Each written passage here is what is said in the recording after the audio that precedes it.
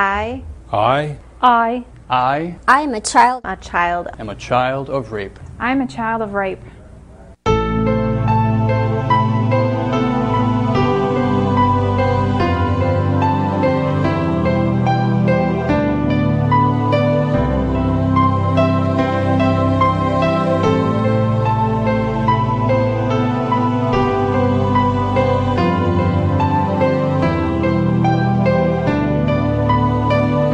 Like many adoptees, for years I dreamed of being able to meet my birth mother.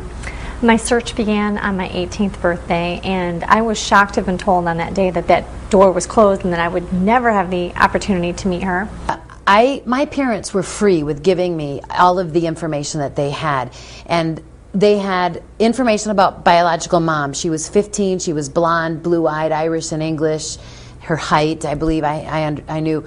And then on the father's side, there was like nothing, no information at all. I decided to search for my birth mother. I asked my adoptive parents. They gave me a lot more information than I ever expected.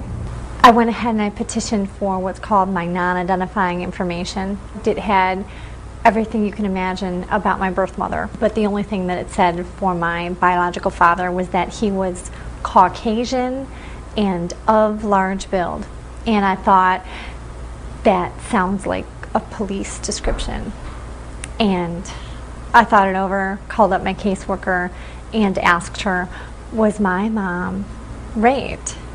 And she said, yeah, I didn't want to tell you. I finally submitted my application to receive the information. Nice description of my mother. I turned the letter to the next page, and the words, she said she was sexually assaulted, just jumped right off the page. My birth mother was raped when she came out of a bar. She had 2 daughters at the time, and a third one didn't fit into her lifestyle. And back then, you didn't hear about abortion. So she decided she was going to drink her chemical cocktails for 9 months. She drank drain cleaner, she drank antifreeze, she drank anything that she could ingest at the time to abort me. When I was born with cancer. And at 2 days old, she dropped me off at her brother's house and his wife, and decided, well, they didn't have children, so they were going to adopt me. For about 2 years, it was good. Then they discovered I had cancer. Then they took out my right eye. And it was just a life of being in the hospital, and it was God's plan, and I followed it. Never bothered me at all. I ended up being one of the first people in Michigan to have a judge allow my caseworker to try to contact my birth mother and see if she wanted to meet me, and it worked. We arranged for me to fly home and meet her on her 51st birth date, and she sent me photos and a letter. And she wrote things like, hoping by now that the shock of finding out all the details of your birth are forgotten, for that was not reason enough of having to give up something as beautiful as you were. And I felt so affirmed, like I was wanted. The name that was on a document that was accidentally given to them at my adoption was published in the paper, and it matched my biological mother's name. There were several pregnancies that were terminated. The article was published in the paper because my biological mother prosecuted her father. Her father was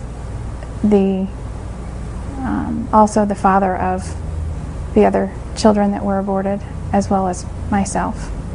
I was 17 when my birth mother came to the school that I attended, and she wanted to see me. She left a letter stating the events of my conception, that I had been conceived out of rape. I went before a judge and got permission and was able to have the social worker at the court make contact.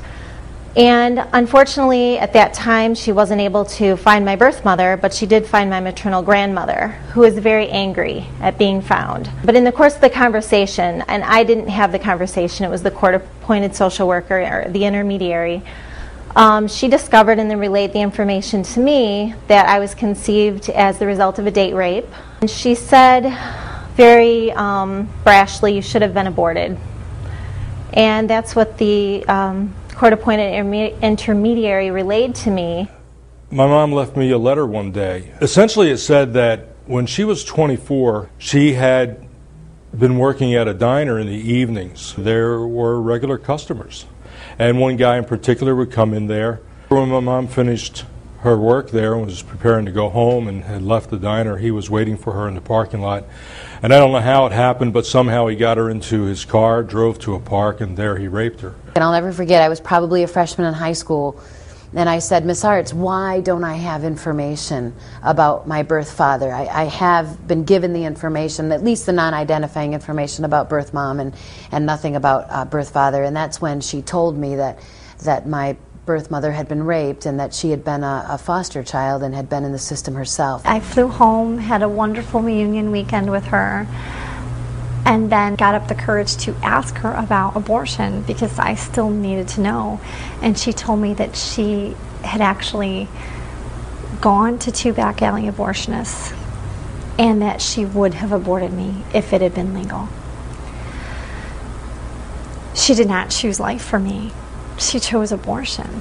But pro-life advocates in Michigan chose life for me, and they made sure abortion was illegal even in cases of rape. They're my heroes, and I owe my life to them.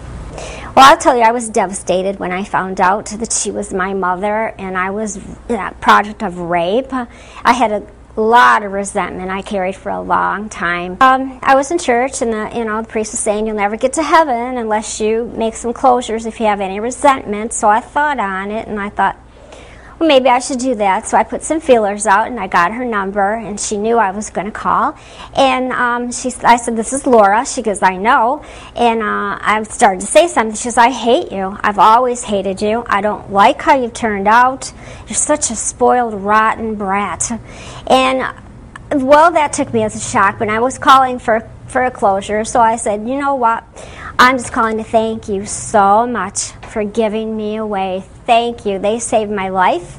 They saved my one eye. And I said, God bless you for it. Thank you. And I hung up. And I value my life. Every day is a good day. My search for my birth mother was a long and arduous one. Found her hometown. I made a trip there. It was stated that there was probably a rape by more than one, which infuriated me. But as I went on, I thought, I'm still lucky to be alive because she didn't abort me for some reason. I learned of the circumstance of my existence. It took me a while to process, but ultimately I realized it doesn't matter who my biological father is. God is my father. And it makes no difference to me. I know the truth, and I'm happy with who I am. I have a wonderful family, and I now have sought and found my biological mother and have an additional family. I couldn't see possibly how something like that would fit into God's plan for my life, and I rebelled, frankly. That rebellion, I sometimes refer to it affectionately as my 5 dark years, but it did a lot of things in that time. A lot of things to try to, I guess, cover up and ignore what the truth was about me. And in the years that passed since then, I came to know of some key passages in Scripture that really helped me out a lot, where God promises to be a father to the fatherless and the defender of the widow. And I came to own that verse to a degree, as though God was talking to me.